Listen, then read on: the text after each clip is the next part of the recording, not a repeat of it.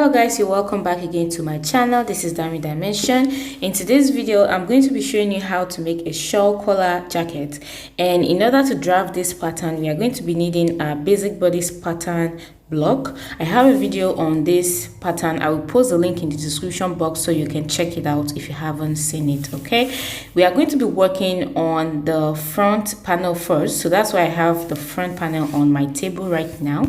And I'm going to grab myself a fresh pattern paper, and I'm going to be duplicating the front panel on this fresh pattern paper. And this is just to preserve my basic bodice pattern that I use for other projects. Okay, so just grab yourself a fresh paper and trace out the pattern. Place the front panel onto the fresh pattern paper in a way that you have enough space in front of the pattern and of course at the shoulder. Okay, and now I'm going to trace it all out, but I'm going to be tracing it without the shoulder seam allowance and without the allowance at the down part as well. So what you can do is to fold in the shoulder seam allowance and also fold in from this green line as well. And the reason why we don't need that part is because we have a bust dart here which we are not going to be using for this jacket. So just go ahead and fold on that line, which I'm going to be doing right now.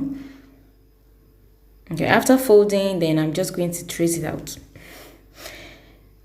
All right, and also note out your dart. And once I'm done tracing out, I have something that looks like this.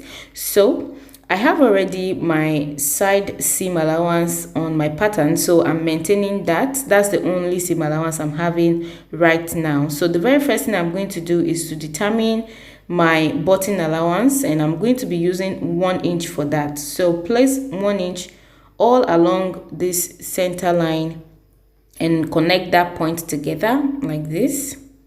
This now is going to serve as our button allowance because we are having an open jacket with a button in front. Okay, so the next thing to do on our waistline, I'm going to be coming up by 1 inch, and this is to determine the breaking point where my collar is going to start from or end. Basically, you can make use of 2 inches below your under bust or 1 inch above your waistline. So I'm taking 1 inch above my waistline, and from that point I'm going to be connecting to the corner down there, and that's just for me to have a very nice shape along this part. I don't want that part to be so plain, so I'm going to connect from here to here with a straight line for now. Okay, and as you can see, I'm not drawing the line all the way down. That's because I intend to curve the end. I want to finish up the end with a curve, so I'm just going to go ahead and freestyle my curve. This is not rocket science. You can just use any, freestyle the way you want.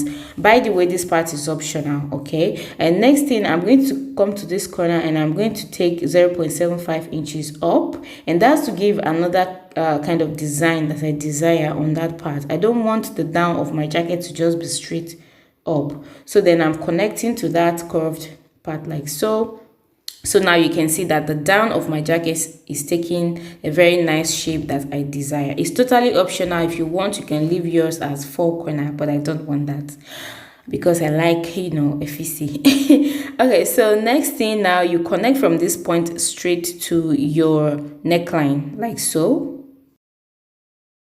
Next, remember the neck width that you took for your basic bodice pattern. If you've forgotten, just go ahead and measure the neck width that you took for your back. Of course, for the front and back is the same neck width, right? So for me, I made use of 3 inches. So I'm going to be taking 3 inches from here upward. So take 3 inches from there upward, and then you are going to be extending that slant line to meet up with that 3 inches. And because my camera was a little bit out of angle, I went ahead and showed you again. So it's still the same thing. Now continue this line to touch up with that point. Okay. All right, as you can see, my paper was not enough at that top. I went ahead and added extra to my paper. So just make sure when you're tracing out your bodies, make sure you have enough space here and here as well. Okay, so now from this point, you are going to take 1/2 inch backwards like this and square up that tiny line, and next you are going to connect here to this point with a smooth curve. And the point of doing that is to make sure the corner sits nicely behind your neck. All right. So now we need to determine the shape and the size of the collar itself. So go ahead and determine how wide you want your collar to be. For me, I'm going to be making use of 3 inches. You can use 3 inches, you can use 3.4, 3.5, sorry, 6, whatever you want, but I'm sticking with 3 inches, okay? And now I'm going to square up that line, and the next thing to do now is to determine the shape that I want. Now you can get as creative as you want. You can make it 4 corners, square, set, whatever, just, you know, freestyle, do whatever you like here, okay? And as you can see, I already used my pencil to draft out a particular shape that I think I'm liking, and I'm just going to go ahead and smoothen that out. So down, that's the shape for my collar, okay? So next thing to do is to find the midpoint of your shoulder, and from that midpoint, I'm going to be connecting straight to my dart tip, like so, just to form a princess shoulder dart. All right, and now I'm going to be adding 0.5 inch joining allowance all around the pattern. So now I'm done adding my 0.5 inches around. This is what I have. Now I can go ahead and cut out my front pattern.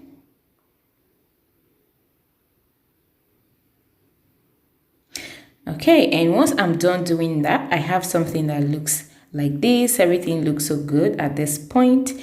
And now I'm going to be drafting my back pattern. I have a fresh pattern paper already, and I'm going to be placing my back pattern and tracing it out just like I did for the front, okay? And just not to get you confused, I'm also folding in my 1/2 inch seam allowance at the down part and at the shoulder line as well. Actually, if you don't want to fold it in, you can just trace it together, because I'm going to be adding it back anyways later. But just not to get you guys confused, that's why I folded it in, since I already did that for the front. So go ahead and trace it all out, and also note out your dart. Once that is done, I have something that looks like this, and now I'm going to be putting that shape that I added to the side area on my front panel. I'm going to do that also on my back panel. So I took the same 0.75 inch up at the side, and I'm connecting it to somewhere around there. You don't have to take a measurement here, actually. You can just connect it there, you know, just to match up with what we did to the front, okay? And next thing is to find the midpoint of the shoulder as well, and from that point you are going to be connecting to the tip of your dart again. This is as well optional. If you want to have the basic dart, you may not have that line, okay? So the next thing I'm going to be doing now, I need to work on this part. Actually, when I traced out my pattern, I went ahead and traced out my zipper allowance together with it, which I don't need. So I'm going to be taking out my zipper allowance now. So what you can do is, when you're folding in your allowances on your pattern before tracing it out, make sure you fold in the zipper allowance, because you don't need it. So I just checked what I had. It was 1.5 for my zipper, so I'm marking it now so I can separate it and take it out. I don't need it. So now I'm going to be working on that shape, because it's too straight for a human being spine, okay? So we need to make it as curvy as our back is. So I'm coming to my waistline and I'm taking 0.5 inch in, and from that point I'm connecting down, and from the middle I'm connecting up as well. Do that using a smooth curve. So this is what my back panel now is looking like. You can now go ahead, and just to let you know that I don't need that part, all of that part is going off. I'm going to be cutting it off. So just go ahead and add your 0.75 seam allowance around. You're going to be replacing that zipper allowance with 0.75 seam allowance. So put your seam allowance all around the pattern. As you can see, that's what I'm doing. And now I'm connecting my allowances. This is what it looks like once I'm done. And as you can see, my back allowance is following that curve that I did. That's what you want to do, okay? So once that is done, you can now go ahead and cut out your beautiful back pattern. All right, and once I was done cutting, this is what my pattern looks like. That's basically it for this shawl collar jacket pattern drafting. You see how simple it actually is.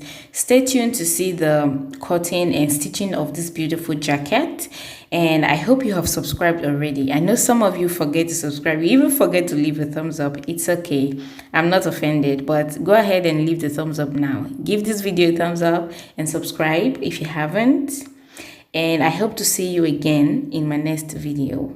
Follow me on Instagram at Dami Dimension and like my Facebook page as well at Dami Dimension. Until I see you next time, bye bye.